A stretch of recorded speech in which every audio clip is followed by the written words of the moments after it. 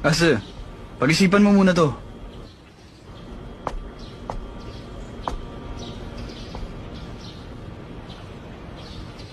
Totoo bang pupunta ka ng New York? Oo. Sanchay, mabuti dumating ka. Kumbinsihin mo nga siyang wag nang umalis. Buunang pasya ko. Pupunta ako ng New York. Bukas ang flight. Ano? Bukas na? Bukas na ang alis mo?